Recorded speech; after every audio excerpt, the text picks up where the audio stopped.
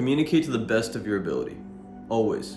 And if there's something in your life that feels like is not allowing you to communicate effectively, you need to go and push past that thing. The reason is because if you don't improve your communication consistently, you can have a really hard time improving any particular thing in your life.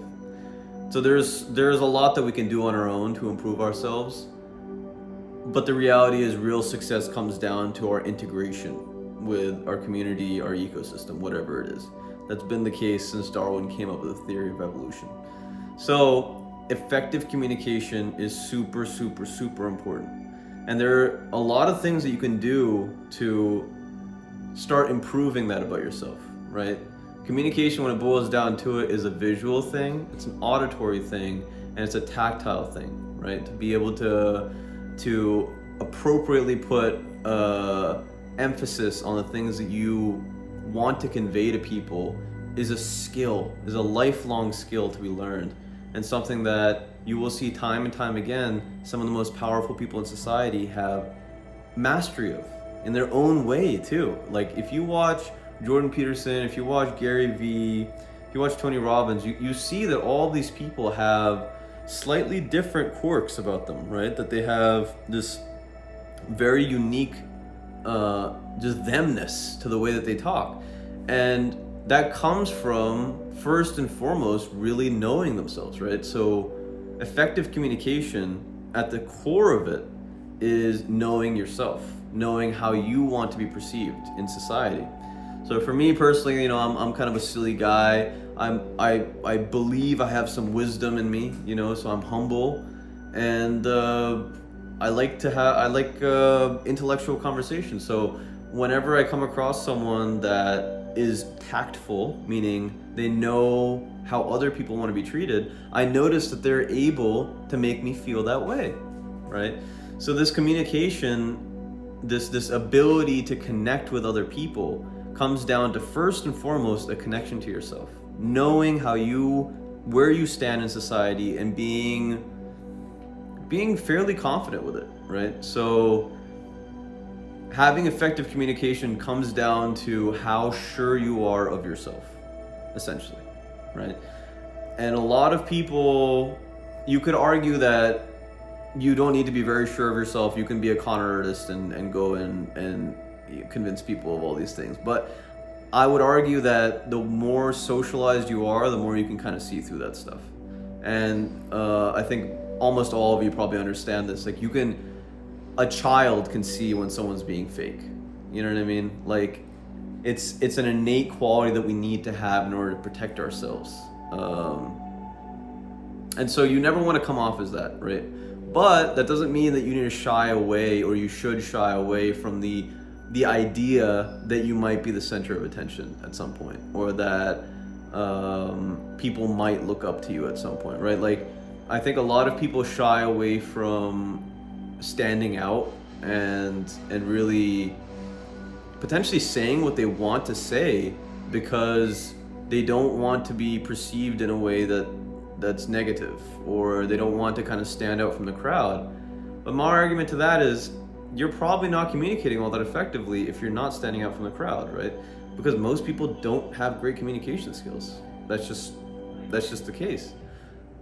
If you think about the interactions that you've had perhaps in your education, right, with your counselors or your professors, or maybe at a job, right, a meeting, the communication levels there are variable for sure, but you notice that a lot of people don't necessarily have the social graces to make to, for instance, take into account the amount of space that's available in a room, right? Like, move aside, let this person into the hallway.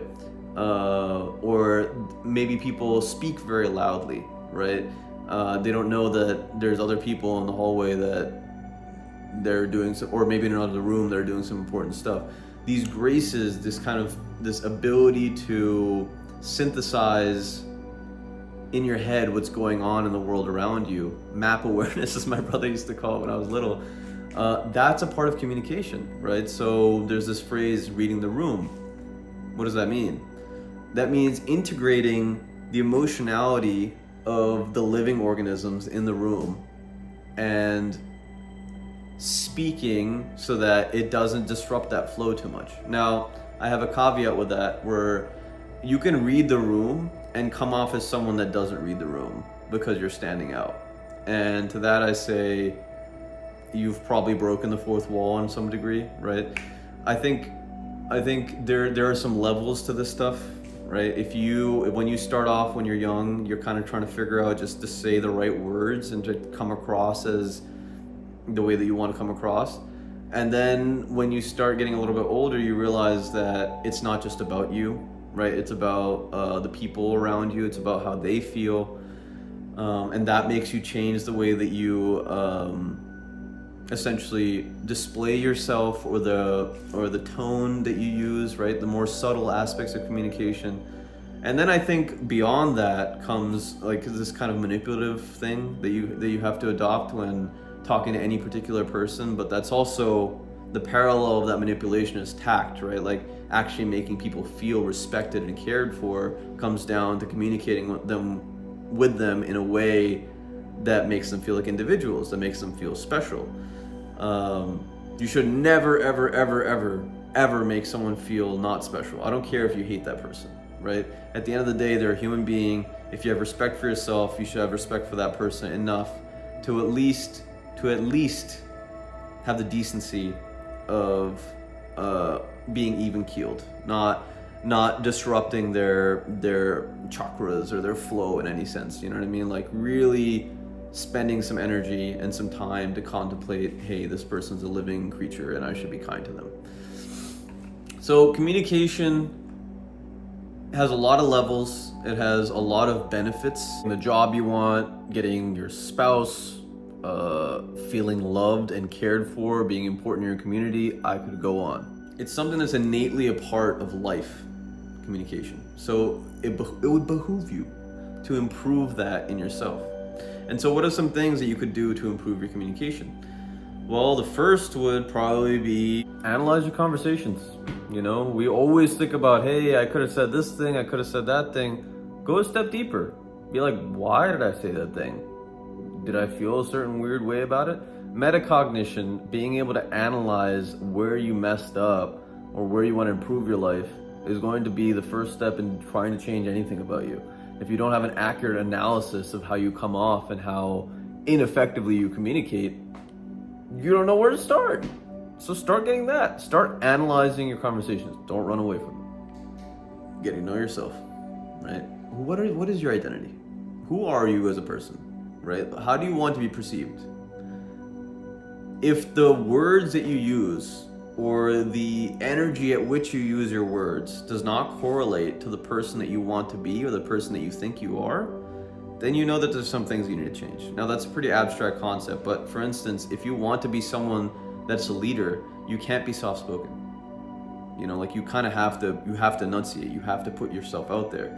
If you want to be someone that is very succinct with their words and only has a couple seconds to say what they need to say, you can't have all this superfluous language. You know, there's no point. So knowing yourself is a big part of communicating effectively, because that allows you to project onto other people, essentially, that they are human beings, they are individuals. Well, so many people, I don't know for what reason, they don't have role models. Like people don't have other people that they look up to and like consistently follow. I don't understand it, to be honest. How are you gonna learn to be what you want to be in life if you don't go and model someone that's already done that thing? Are you just gonna stumble across success? Yeah, sure. If you communicate effectively, you might actually do that. But you have to go listen to people that effectively communicate to know what that means, to have some sort of standard to compare to, right? So go find those people. It's pretty straightforward. Communication boils down to a variety of different tactics, right? And you have to start being aware of the little things that will move a conversation along and the little graceful things that are required to make you seem at least charming, right? The phrase that I usually use is people are either charming or tedious. It's very binary, I know. It's for a kind person. You might be thinking like, what the hell? Like that's pretty terrible. But I argue like, you only have so much time in the day. You should know who you want to spend that time with, right? And you want to be someone, I assume, that people want to spend time with. So how do you do that? You got to build up the little things, the map awareness that I was talking about earlier. You have to pay attention to the little details in order to communicate effectively, right? If someone's twitching or if someone has a sad expression on their face and you don't go out of your way to ask them how they feel, they're already going to be disconnected from you. So, another tool to add to your emotional intelligence toolbox. Go check this video out where I talk a little bit more about communication and its importance in life. Remember, actualize your potential, my friend. We need you. Take care.